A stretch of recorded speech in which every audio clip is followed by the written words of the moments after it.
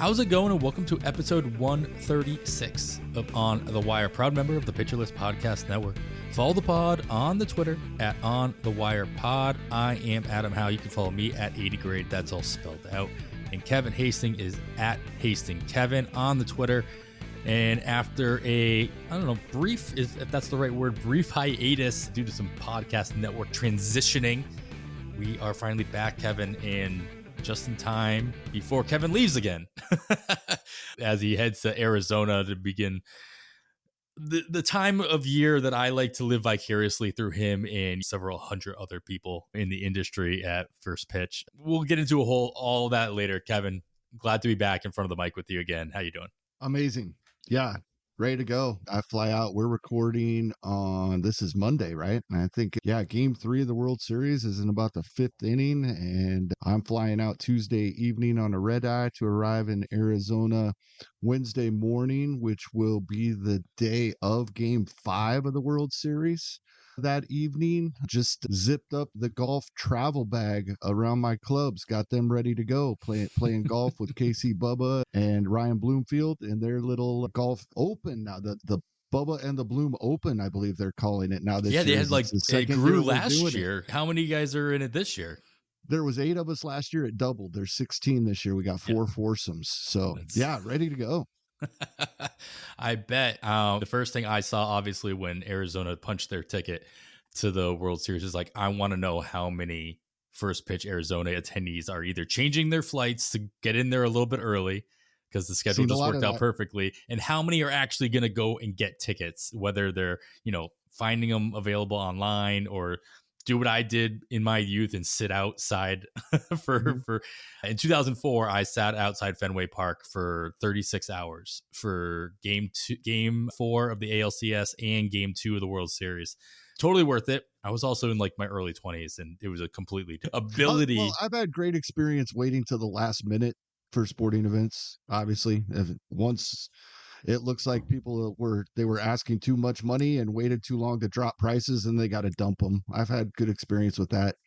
Not sure I'm even going to try. I think I'm just going to go hang out by the stadium, absorb the atmosphere on Wednesday afternoon, and then at game time, settle in a sports bar near the stadium. I think that's the plan. Shout out to my league mate in Glarf, Jenny Butler, friend of the show as well. I know she's got tickets, and so she will be at the game. Hopefully she enjoys it. I can't imagine why she wouldn't.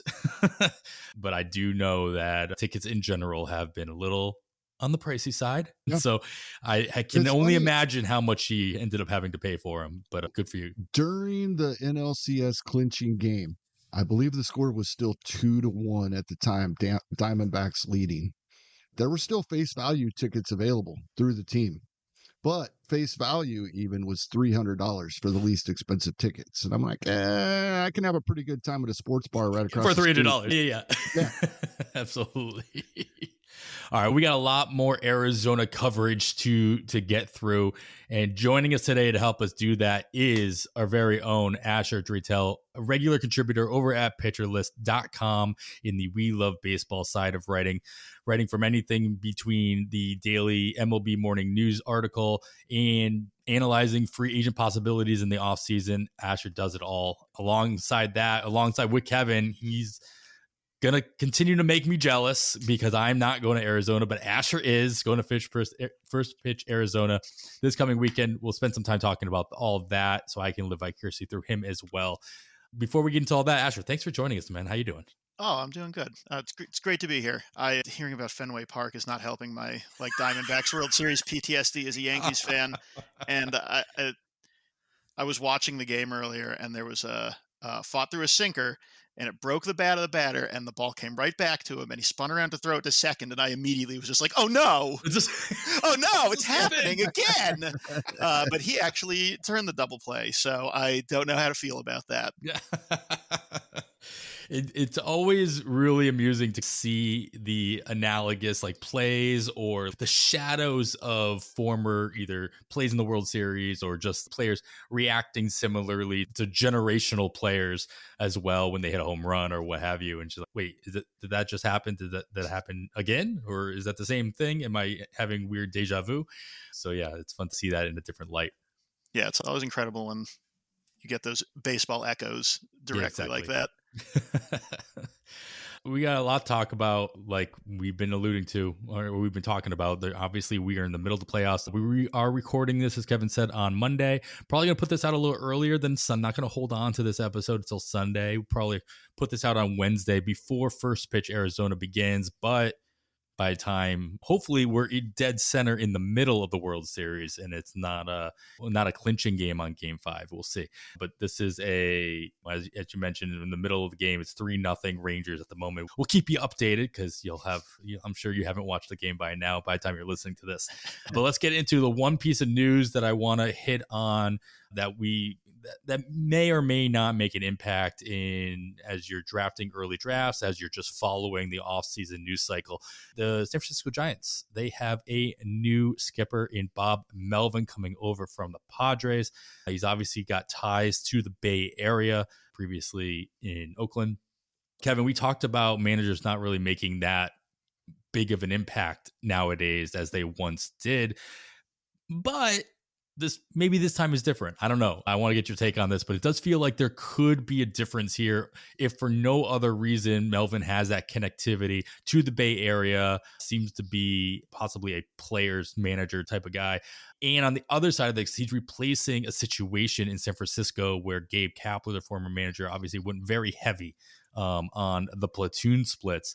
Do you have any kind of expectation Melvin will do things differently enough where it will actually boost any particular player's value from a playing time standpoint, if nothing else? My first inclination is no. I still think most of these types of decisions are coming from the front office these days. However, like you said, this is a little different situation. Like we know Gabe Kapler bought into this more than any other manager that we really know about. And maybe he went a little overboard as far as the front office is concerned. Maybe he got a little too cute, so to speak. And so possibly, and I wish we knew, right? Because not only could that help some players with more at bats, but is Bob Melvin going to lean on a guy like Wilmer Flores, who isn't a big superstar, but can be very beneficial in almost any league at certain times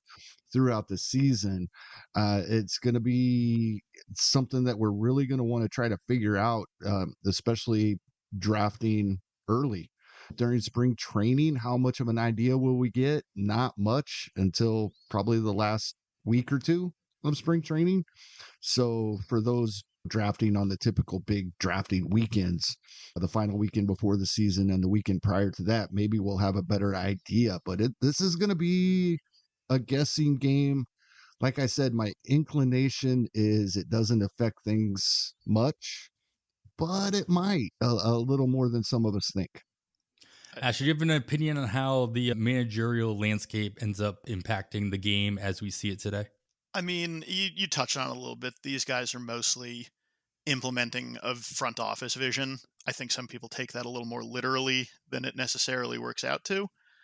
But in Melvin's case, the Giants just extended Farhan Zaidi. So Mm-hmm. I don't think this is a sign that they're going to wildly be changing up the organizational ethos or anything like that.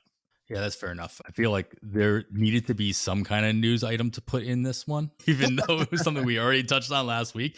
And the only other thing that came across the news desk was Craig Breslow going into Boston, and that probably plays even less of a role in the way what we're going to see on the field, especially with that organization. So I had to put something in here, guys. So let's fill the time a little bit with kind of almost like an extension, Kevin, of what we talked about on the last episode. We kind of previewed the possible playoff tax. Now that we're getting toward the end of the World Series, I think we can get a better sense of what players have made more or less of an impact on their draft capital going into these early drafts, now that they've actually got some stats to go along with them on the playoffs. A couple of hitters that have made some noise in both directions. First and foremost, Adolis Garcia, obviously with the walk-off home run in Game 1 of the World Series, along with everything else. He leads the playoffs with 8 home runs going into Game 3 of the World Series. How he's not a guy that we normally get to talk about. This is what we do in the offseason, right, Kevin? We get that gives us the opportunity to talk about the guys we won't ever talk about again during the regular seasons. Can or has, and I should probably look this up earlier, but has Garcia done enough in these playoffs to catapult him even further than you thought he might be going in drafts? And how high can he really push it with this kind of performance? I think for the most part, it just probably it's going to make his price go up a little bit. It can't not, I don't think. But I think in general, it's going to be people that were already supporters of him and a player like him. I think most players, most fantasy players that are out on him or have their reasons, which are legitimate reasons, right? There are a lot of legitimate concerns for a player like him. I think they're going to stick to their guns in that this is going to come to an end at some point. And the obvious, I think there's a lot of differences between the players as well, but the obvious comp in plate discipline and such is Javier Baez. Right? He was great until he wasn't. And the ones that didn't draft him for those years that he was great finally were able to say, see, told you.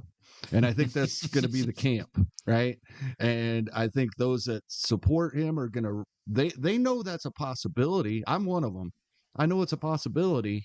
I'm going to ride him till it happens. I don't think it's going to change things too much, but it can't not increase his price a little bit going into 2024, I don't think. Yeah, that's probably fair. He is definitely a polarizing figure, or it has been, and I'm wondering if something like this will actually is just like the guy who's outpacing all of the underlying metrics that you're like, right. All right, sooner or later. Sometimes results matter. Sure. Right. Sometimes results matter more than what we're looking at because we don't know everything. So all the underlying honestly, results we are better way more at predicting things than we used to be.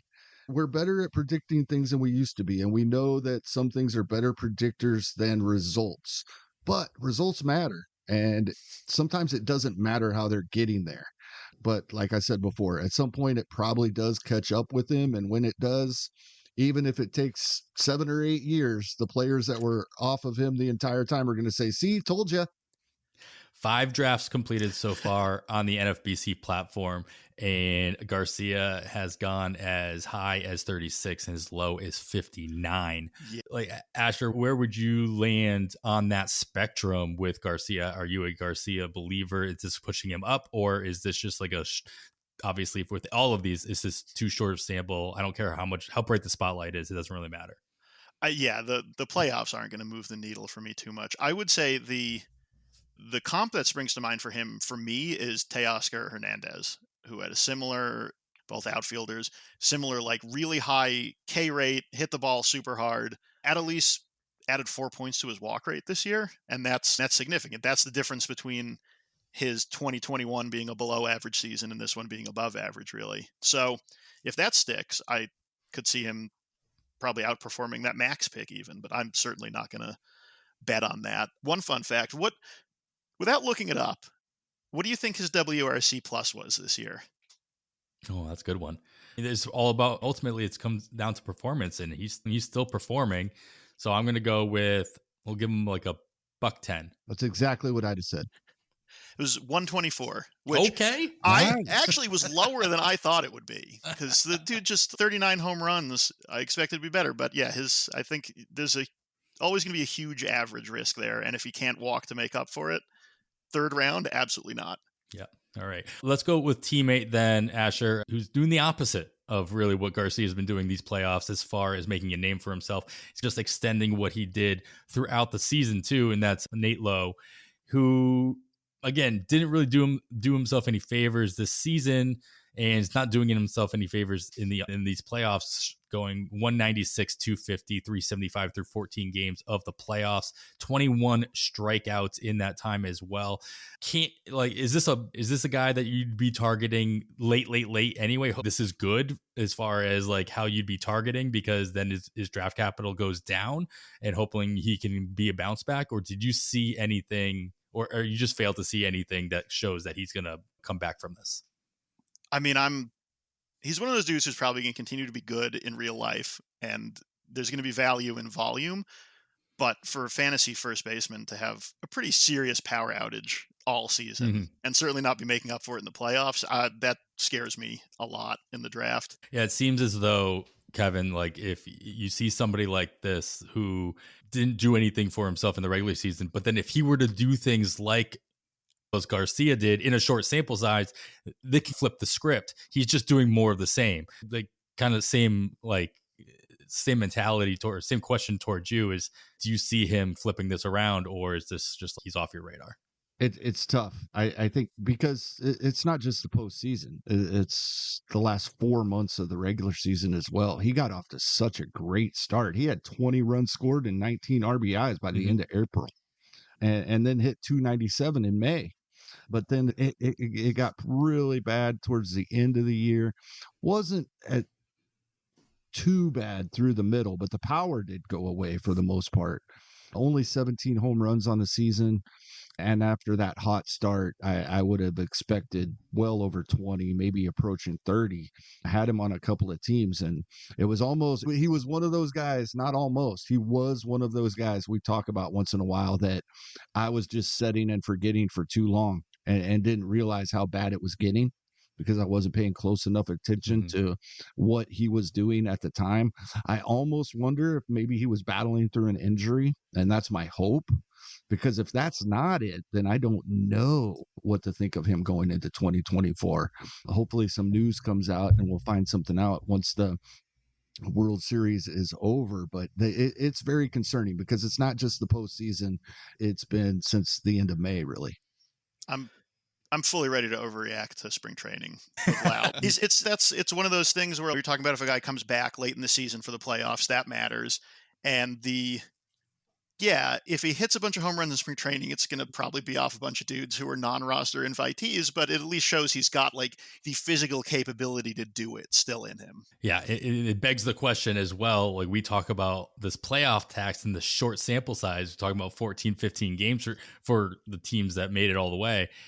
And versus the sample size that you're going to get out of spring training against the pitching that you talked about, Asher, and the impact that makes on end of March drafts versus those who are silly enough like us to do October and November drafts compared to the playoffs. All right, we got a couple of pitchers I want to hit on before we get to those guys. We do have to take a quick break. All right, we are back. All right, Kevin, a couple guys that I wanted to throw at you, and I'll give the other pair to you, Asher.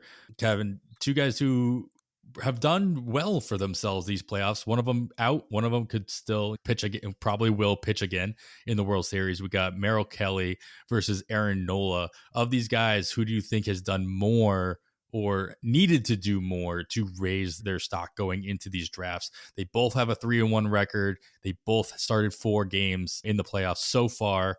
Like I said, Kelly will probably get another start or another appearance at the very least before it's all said and done. Nola obviously out. Kelly, 24 innings pitched so far. They both got 6 innings.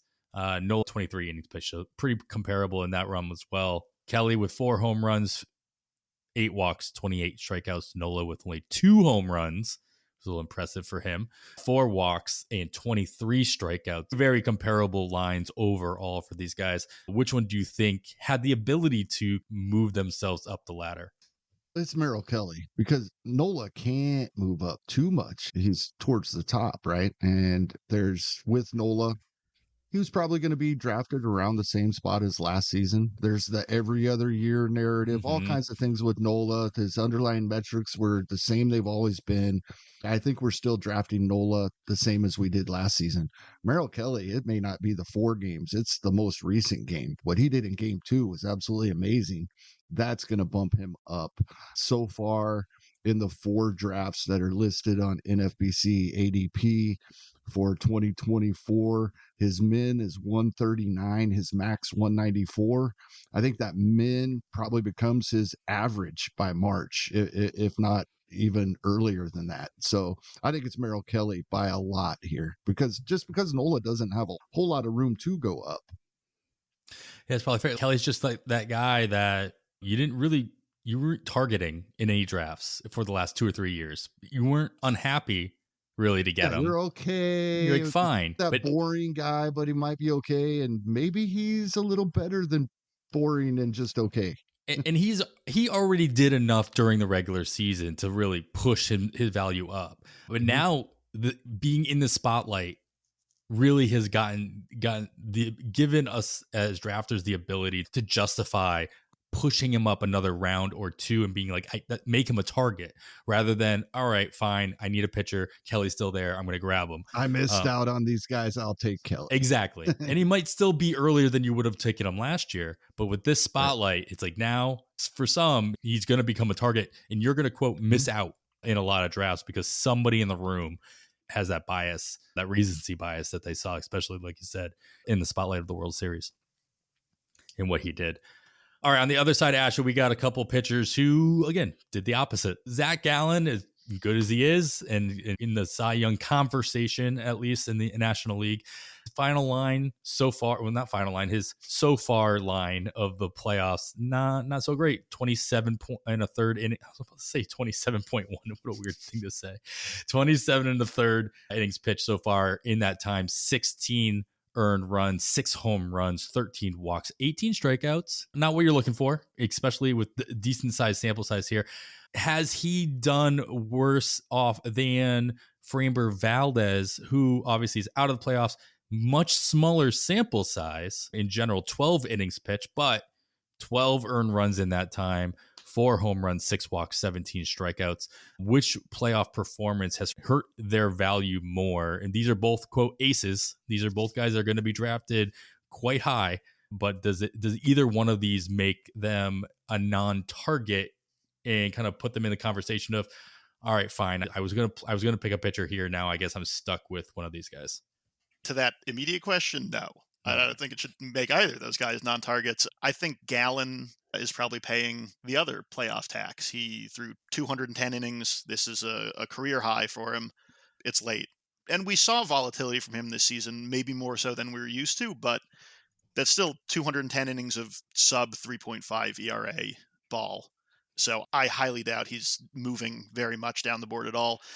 Framber, I could see sliding just because of this season, but there's some, not easy necessarily, but some pretty clear changes he could make to get back to being a top arm. There's an article on Baseball Prospectus by Mario Delgado Genzor about how his velo on his sinker is up and the movement's down.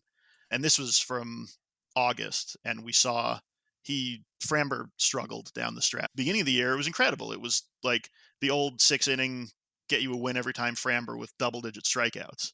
So if people are out on him, I'm gladly going to buy low come draft season. I was pretty in on him in general this year. I'm probably still in on him overall. I love when we have somebody on the show, Kevin, that says come draft season, and we're like, oh, I see.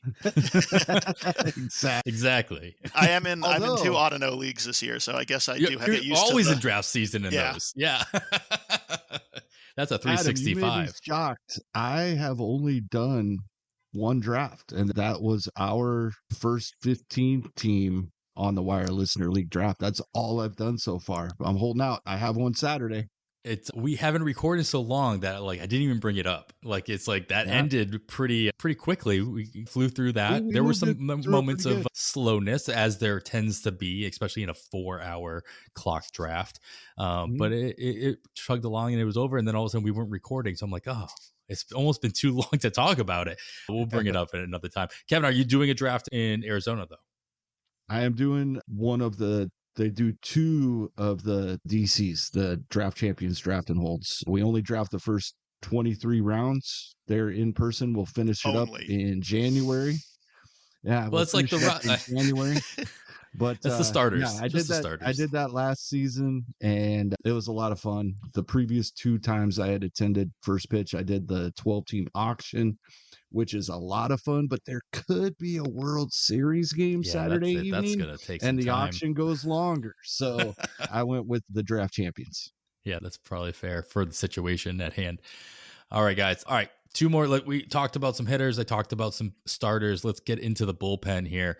Asher, you have done some articles in the offseason regarding free agents and where they could go. And on that, I would expect to read something from you this offseason as well. So let's talk about a free agent to be Craig Kimbrell. He has gotten 3 out of the 4. He got 3 out of the 4 Philly saves with Matt Strom getting the other one.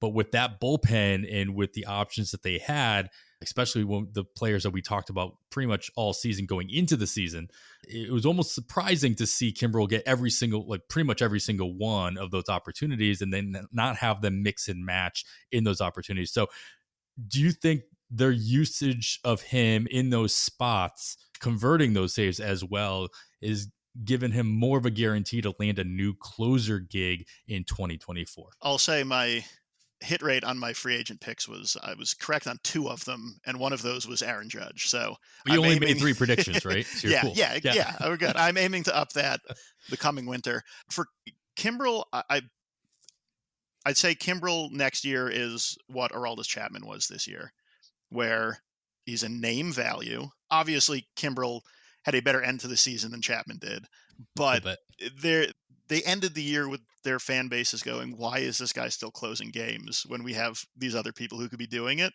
I would imagine a team is going to sign him to a couple-year deal, maybe with the similar sort of intention of him pitching well, getting saves, and then getting flipped at the deadline.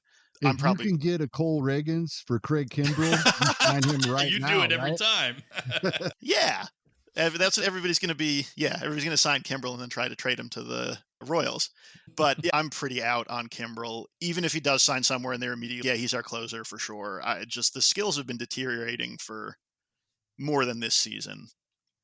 See, I'm of the opinion that like Craig Kimbrell kind of fits exactly what Baltimore might be looking for this offseason, with Bautista being out all season with Tommy John and getting that Band-Aid, even signing him to like a 1-year plus player option or plus team or some kind of option for the second year. And then the possibility of trading him next year on that 2-year deal as Bautista works his way back in 2025. Yeah, I'm a firm believer in these playoff situations for closers dictating how they're going to be used next year as well. That goes for our next guy we're about to talk about, who's going to be on the same team. So the thing with Kimbrell is getting up there in age, getting up there in production. But the fact is that this is the biggest stage, at the biggest time, your team decides that you're the guy regardless. And for the most part, he performed, and he still put up he still saved out games and closed them out and gave the Phillies an opportunity to win. Obviously, it didn't work out, but it shows that this has been Kimbrell's MO almost his entire career. Like, he's just that guy I do great in the ninth, and I fail at any other time in the game. And so the bigger the stage, the bigger the spotlight, the more comes out from him, I think. And then obviously that's going to deteriorate over time regardless. But let's talk about the other guy that I alluded to. We talked about him on the last episode, Kevin, Jose Leclerc. His usage in Texas so far is dictating exactly what I said the last episode, where I was going to be watching this to see how they would use them. They've used them in all 4 of their save opportunities. Again, going into Game 3 of the World Series, they are closing in on a save opportunity right now in the top of the 7th. They're up 3-0, so we'll see if he can add to that. But do you feel that this is pretty much indicative to how the Rangers are going to start off 2024 based on the fact that they trust him enough to roll with it in the playoffs this year? Yeah, I think this is going to be one of those situations where it's horrible when you're a year too early. I had Jose Leclerc on so many teams, and in 46 less appearances, he has 1 less save in the postseason than he had in the regular season. The crazy thing is he was a much better pitcher in the regular season. Now, 12 innings is a very small sample size, even for a reliever, but it is 11 appearances he's had so far in the postseason. And he's got a 5.93 FIP. However, if the Rangers win the World Series and he closes out their wins, how's he not their closer going into 2024? And we know with relievers, especially when it's saves we're looking for, it's all about usage and opportunity. The numbers don't really matter. All we want is the opportunity for the saves and then for the pitcher to perform well enough to keep that job, stay in that role. If the Rangers win the World Series and he performs well over his next, say, 2 or 3 performances that he gets an opportunity for in the World Series, he probably is the guy going into 2024. Hopefully, if that is the case, then he performs as he did in the regular season, because he was a much better pitcher. Gave up less home runs. His ERA nearly a full run lower. FIP over 2 runs lower. But it's really going to depend on what goes on over these next couple of games, I think. Of course, with that 5.93 FIP, 3.65 ERA so far, in spite of having 3 saves, if he blows another 1 or 2 World Series games, he might not even be on the team next season. I was going to say he has to lose them the World Series to lose that closer job. They've wanted him to be the closer for so long now. Yeah. And I have a hard time trusting him. I have a hard time. Jonathan Hernandez is in that bullpen, and Hernandez was not good this year, and he's got his own injury concerns, but I have a really hard time buying into Leclerc when Hernandez is breathing down his neck. Yeah, that's been the name that comes up the most often. It's been at least 2 years, or has it been 3 now, since they both got hurt like the same week. It's right before the beginning of the season, and we thought the Rangers had a really good bullpen, and then they both got hurt. Then they had no bullpen. Yep. Yeah. Yeah, I remember those episodes, Kevin. We're like, all right, let's go after Hernandez. Oh, by the way, scratch all that. All right, guys, there's been a lot of other players doing some fun stuff. Asher, anybody else that caught your eye in a positive or negative way throughout the course of the playoffs? Ketel Marte. I have always loved Ketel Marte, and he has been great this year, except for August, and he's been incredible in the playoffs. So I to the moon for him. He's going to shoot up rankings. He had incredible bounce back. The stolen bases, I don't think are ever really going to come back to where people quote unquote want them to be, but he's going to produce in every other category. And yeah, I see no reason to doubt his credentials going into next year. Yeah, I was surprised. And another guy I think you guys are going to bring up, Evan Carter, has a very wide range in drafts so far. Marte, not so much. I thought it would be a little bit wider, but I think it's that second base eligible. Obviously, it's the only position he's eligible at, but it ranges from, in the 5 drafts that have concluded so far that have public ADP, 110 to 156, only about a 40 point range, a 46 pick range at that point in the draft. But Evan Carter, that is a whole different monster when it comes to when he's going to get picked, ranging between 108 and 229 in these 5 early drafts. Kevin, there's a ton of youth. We talked about a lot of it last episode, but force your hand. You have to pick. You can't go anywhere in the middle. Do you pick Evan Carter at 108 or 220, or do you cross your fingers and hope he's available at 229? Oh, he's not going to be there at 229. And I think I'm okay with taking him at 108. What's intriguing about Evan Carter is, if not for the postseason, he probably would have been on the opening day roster, but not necessarily. He wasn't called up until September, right? They still could have played the manipulation game unless they want him on the opening day roster playing for the MVP to get extra draft compensation. That was a possibility. Now it's not, right? And I think the kicker is, so far at the major league level, we haven't really seen him take off on the bases. Yes, he has 3 stolen bases in the postseason.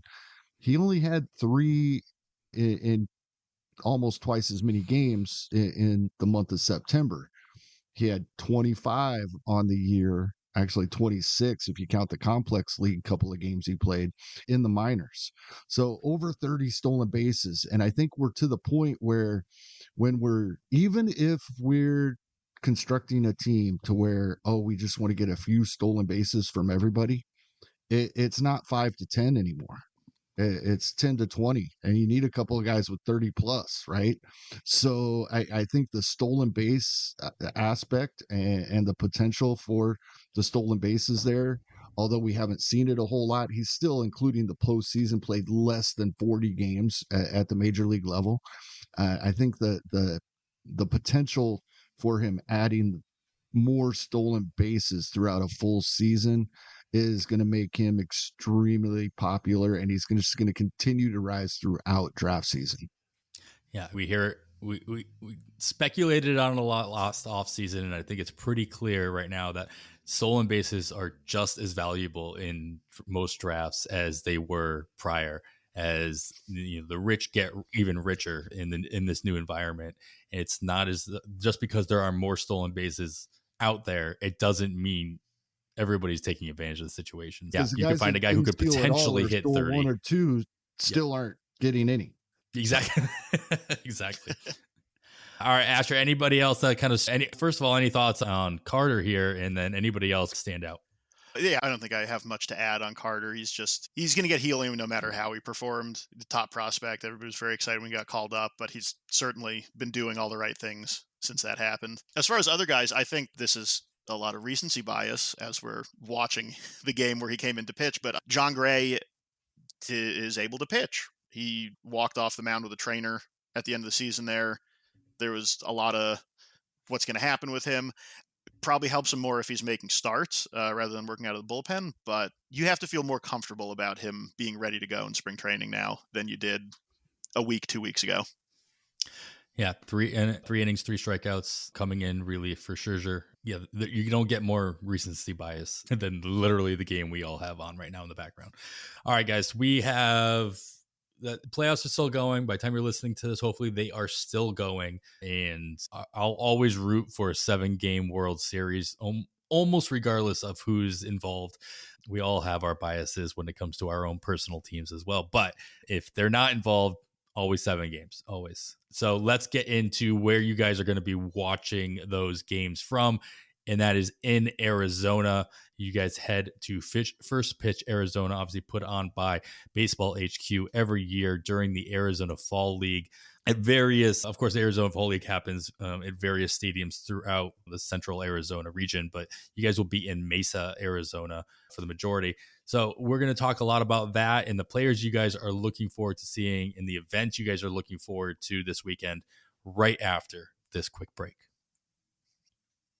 All right, listening to On the Wire. Glad to be back with you once again after a short hiatus. We are here. Of course, I am Adam Howe, Kevin Hasting, Asher Dratel joining us to talk about First Pitch Arizona and the Arizona Fall League. Kevin, this is your third, fourth First Pitch? This will be my fourth. Yeah. Asher, how many have you been to, or is this your first one? This is my third year. All right.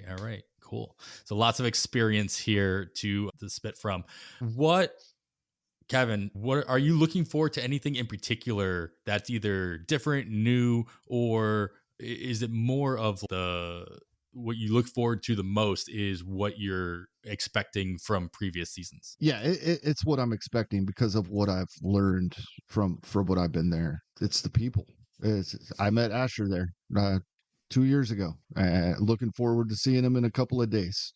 Several other people along the same lines, and I'll meet more this year. That's what it's all about. We have such a good time. We all have the same interests. We all love baseball. We all love fantasy baseball. We go to games. It's not just the presentations and such. We go to a lot of the Arizona Fall League games while we're there. World Series games, hopefully. As you said, we'll still be going during the conference. And so we're all hanging out, just having a good time, regardless of who's speaking about what. And that's the best part about it. Yeah, and the thing that they added last year that obviously will be happening again this year is the home run derby. Asher, what was since this will be your third one, you'd obviously been to one without one, and now you've been to one with one last year as well. What was your take on that event? Are you looking forward to it this year?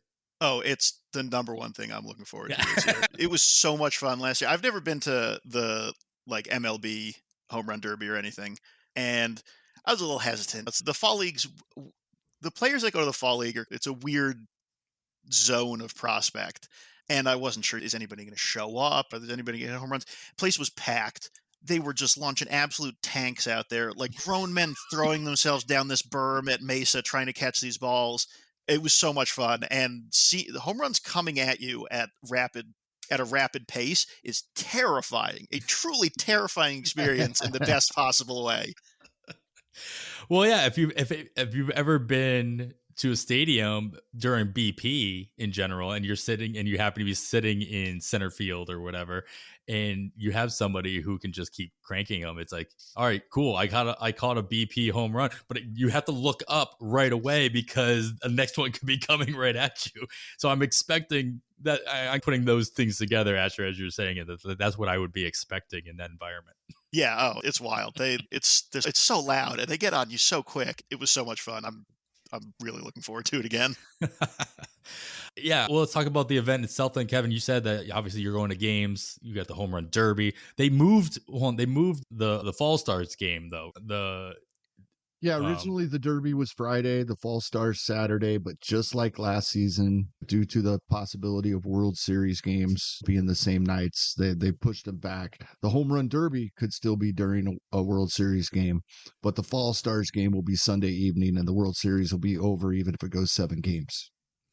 Yeah, so they might even possibly move it maybe earlier so that it could finish up before the game. No more changes. Okay. I missed the Home Run Derby last year because I had my seat ready for Game 7, Phillies and Astros. So I didn't attend the Home Run Derby last year. And if the World Series goes 7 games, I may not again this year, in spite of Asher's great testimonial there. And I don't doubt it one bit. I'm going to watch the World Series. Fair enough. I'm bringing a mitt this year, just for the record. Nice. That'll be the last thing I say about the Home Run Derby. I'm bringing a mitt this year. It's probably safe. It's probably a safe thing to do. Let's talk about the actual event. You guys have the list of presentations, list of live podcasts, list of all the different drafts and everything that's going on in there. Asher, are you looking forward to a particular panel presentation out of the rest? I always like just the throw a player's name out, let's get the comments on him sessions that we have on, I think, Friday morning. Saturday morning. You learn a lot, get a lot of insight into how people are feeling about him. It's also just some of the names that people come up with are always good to hear. It's like improv class. Yeah. Kevin, anything on the docket caught your eye the most? And you can't pick like Nick Pollock's event or anything like that. You got to go outside of that. I know, and this is the thing. So the live podcasts are an absolute blast because typically they're later at night. Everybody's been having a good time, and then we're recording podcasts with a studio audience of a whole bunch of guys and gals that may have been partaking in a few beverages, and it's a really good time. At the same time, there are times we have to choose between different events. There's so much going on. There's things that are scheduled at different times. And the very first night after our little meet and greet to get the thing kicked off on Thursday evening is the live On the Corner podcast being held at the same time of one of my favorite panels of the event, the NFBC players talking about NFBC strategies with Vlad Sedler and Steve Weimer. And I think Justin Mason is on that panel this year. Actually, I can pull it up right now real quick. And as horrible as this sounds, I don't think I'm going to be at the On the Corner live podcast because it's horrible. Dave Potts, that's who the other. Oh, and Bat Flip Crazy on that panel as well. As much NFBC as I play, and as much as I plan on expanding my NFBC play. Speaking of which, did you see today's announcement? The Champions League for NFBC. And I am already leaning on getting in on that. I feel like I have to attend that panel, and it's during the On the Corner live podcast, and I already feel horrible. And it's the very first session of. So you already have to make these difficult decisions of the entire weekend. The very first session period, I have to make a decision like this. It's Well, that's the thing. On the corner, those are going to be a little backed up. They're going to be a little backed up on the feed. It might take you a while to listen to it. Like I publish those episodes, okay, and so it might take me a couple weeks to get that onto the feed. You might think about if you really want to listen to it, you might have to get in on it. Yeah, so that's it's interesting to know that you have to make those kind of decisions, and there's so much good information and entertainment on both sides that you almost have to. But Kevin, I got to assume that though you guys aren't going to be projecting all the stuff that you learn and all the things that you witness like on Twitter or to everybody. Of course, this is a conference, a paid conference, and people, you're paying what you're getting for, so you're not just giving it away. But with the people that are within the conference, you guys are talking about everything. And so even though that you might not be able to attend this or that, I'm sure in the aftermath of everything, you're able to exchange notes and of course, and talk it over with everybody. Any PowerPoints and things involved, we get copies of those that we can look at later from the events that we weren't able to or chose not to attend. So yeah, absolutely, that is the case. And then the camaraderie that you just have with everybody, whether it's beers around the fire pit or all the stories you hear from all the other podcasts and the tweets and what have you. I'm sure that is something that I will add to my list of things I'll be missing. Until next year. And the hotel, they don't allow outside alcoholic beverages, and everybody 100% follows that rule. Nobody puts drinks in cups and carries them around from the room.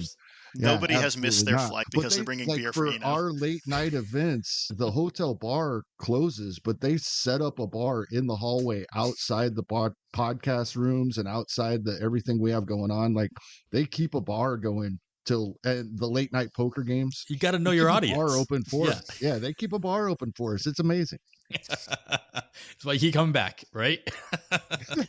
All right, you guys talked about, Kevin, you specifically said like you guys are going to be looking forward to not only the events of the conference itself, but you're going to be checking out as many games as you possibly can. I think you guys get a couple tickets to games included, but it's not as though these are World Series tickets and difficult to get to pretty much any stadium you want throughout the end of the fall league. So I want to pick your guys' brain about any of the players that you'll be looking forward to seeing. Hopefully you can catch as many of, I know you guys aren't only there for a couple days.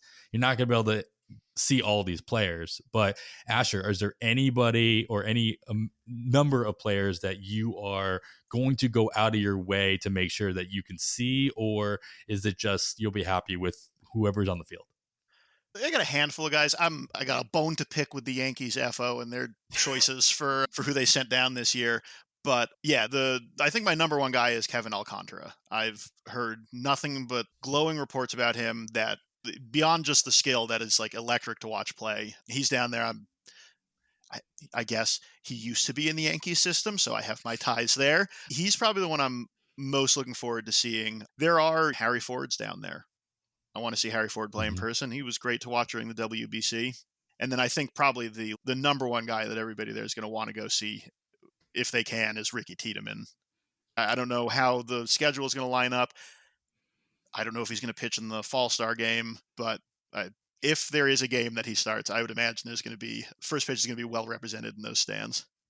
Yeah, I would venture to guess Tiedemann is gonna be a target, if for no other reason. He's fun to watch, and based on everything that I've seen and read as well. But he'll be one of the, I would say, few players that are in this Arizona Fall League that fantasy players will be really watching for to see what kind of impact they can make in 2024. I'm not getting the same Matt Mervis vibes from yesteryear that we all experienced, and maybe that'll change. A lot of those vibes came from First Pitch Arizona those final games that everybody got to see him at. But Kevin, is there anybody else that you'll be targeting, maybe specifically for, all right, maybe this guy could make an impact in 2024? Yeah, there's a couple of guys that I think have been performing that are a little less well known. One of them, as a Kansas City Royals fan, I'm really interested in seeing Peyton Wilson.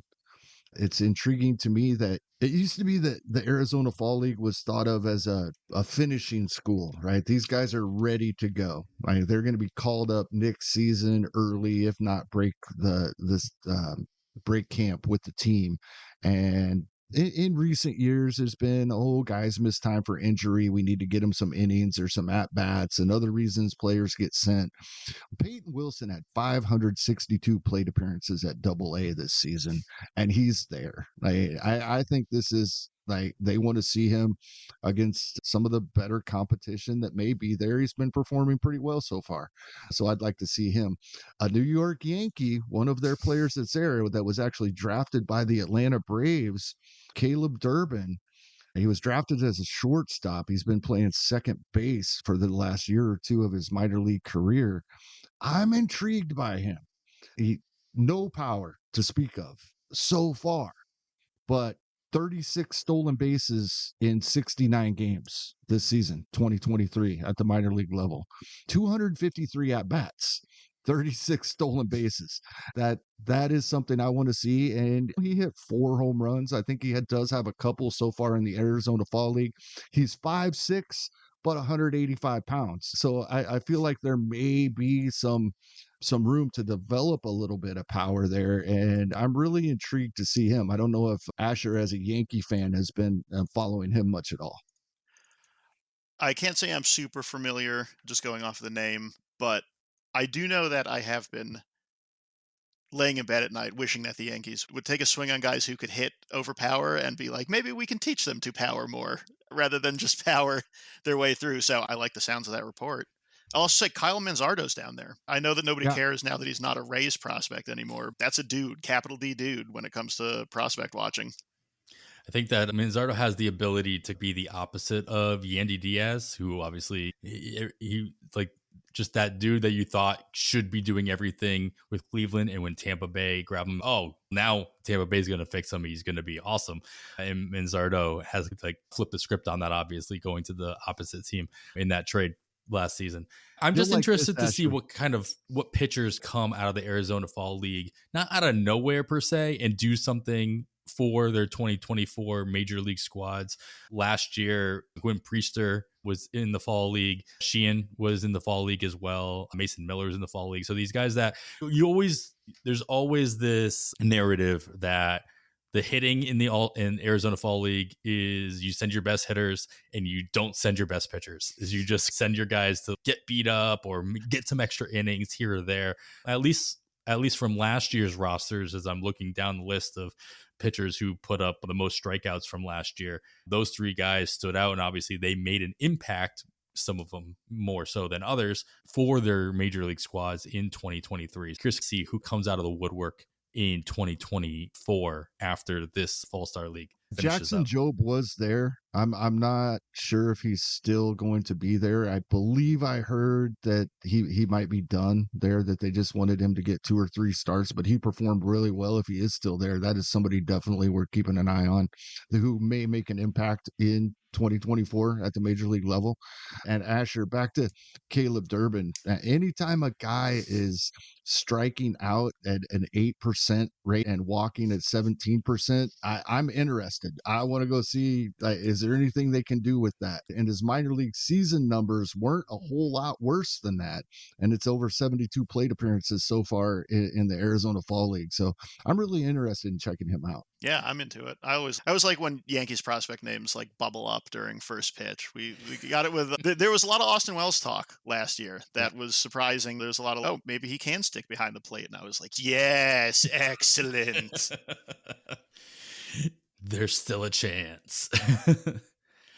All right, guys. Any last parting words when it comes to Arizona Fall League, when it comes to First Pitch Arizona? Kevin, you and I do our unpaid ads for this thing multiple times throughout the year just because I am aware of how awesome it is and obviously how awesome it is. Yeah, anything else about the event that we haven't talked about, we haven't touched on, that's worth putting a spotlight on? No, just like I always say, I know it's late for this year, but if you're on the fence, haven't been able to pull it off, thinking about try to start planning for next season now. It's definitely worth it. I thought about it for years before I made the jump, and it's blew away my expectations, and the expectations were high. So it's definitely worth it if you can pull it off. Asher, any other final thoughts on the event? What are you're going in on Wednesday as well? I'm flying in Thursday. I didn't look at the baseball schedule well enough when I was planning my flights. But yeah, people ask me about it a lot because they know that I'm not like a big dynasty guy. Everybody knows I don't have like a bajillion keeper teams, but it's great. I have so much fun. It's super helpful to just talk about process as in depth as we do. That's the biggest help for me, is I come out with like pages of notes about this is how I have to approach this position or this concept going into the drafts.